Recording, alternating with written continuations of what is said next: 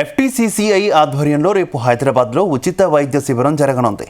Red హిల్స్లోని federation హౌస్లో శుక్రవారం ఉదయం 11 గంటల నుంచి 1:30 గంటల వరకు వైద్య శిబిరం కొనసాగనుంది. ఈ వైద్య శిబిరంలో జనరల్ ఫిజిషియన్, కంటి, గైనకాలజిస్ట్, డెంటిస్టులు హాజరు కానుండగా బీపీ, షుగర్, ఈసీజీ, కంటి, దంత పరీక్షలు నిర్వహిస్తారు. రక్తదాన శిబిరం కూడా నిర్వహిస్తున్నారు. ఈ శిబిరానికి ఎఫ్టీసీసీఐ సభ్యులు, సిబ్బందితో పాటు సాధారణ ప్రజలు కూడా హాజరు కావచ్చు. మారుతున్న జీవనశైలికి అనుగుణంగా ఆరోగ్యాన్ని మెరుగుపరుచుకోవాల్సి ఉంటుంది. అందులో భాగంగా ఎఫ్టీసీసీఐ నిర్వహిస్తున్నటువంటి వైద్య శిబిరాన్ని ప్రజలు సద్వినియోగం చేసుకోవాలని కోరుతోంది ఎఫ్టీసీసీఐ. ఆహార పరిశుభ్రతతో పాటు వాటి నైపుణ్యాలు పెంపొందించుకోవాలనుకునే ఔత్సాహికులకు federation of Telangana chamber of commerce and industry FTCCI అద్భుత అవకాశం కల్పిస్తోంది. కేఎఫ్సీతో కలిసి ఆరోగ్య సంరక్షణ, సురక్షిత ఆహారంపై శిక్షణ కార్యక్రమాలపై ఎఫ్టీసీసీఐ అవగాహన కార్యక్రమం నిర్వహిస్తోంది. రేపు శుక్రవారం హైదరాబాద్లోని ఫెడరేషన్ హౌస్లోని ఎఫ్టీసీసీఐ సురానా ఆడిటోరియంలో ఉదయం 11 గంటల నుంచి సాయంత్రం 6 గంటల వరకు అవగాహన కార్యక్రమం నిర్వహించనున్నారు.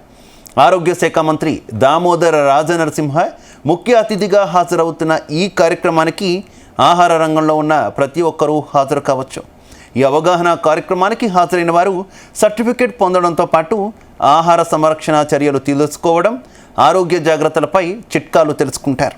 ఈ ట్రైనింగ్ వల్ల FSSAI సర్టిఫికేట్ కూడా లభిస్తుంది. ఇందులో restaurant managers, bakery owners, food business operators, అలాగే hotel management students, food vendors, canteen operators, health professionals participate చేయొచ్చు. మరి ఇంకెందుకు ఆలస్యం, రేపు జరగనున్న కార్యక్రమానికి వచ్చేయండి.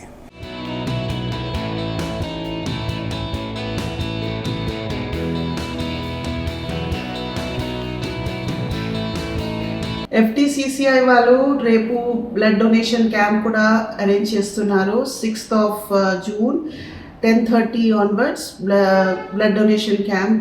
మీరు కూడా అందరూ ఎంత వీలైతే బ్లడ్ డొనేషన్ ఈ ప్రోగ్రాంకు పాల్గొని అందరికీ సేవలాగా కూడా మీరు ఈ ఆపర్చునిటీని వాడుకోవచ్చండి. కూడా కలుషితమైపోతున్న ఈ రోజుల్లో ఈ ఫుడ్ సేఫ్టీ మీద ఒక మంచి అవేర్నెస్ ప్రోగ్రామ్ని federation of chambers of commerce and India awareness ప్రోగ్రామ్ని ఒకటికి 6th June రోజు కండక్ట్ చేస్తుంది. ఈ ప్రోగ్రాంలో పాల్గొని ఫుడ్ సేఫ్టీకి సంబంధించిన విషయాలను తెలుసుకోగలరని విజ్ఞప్తి.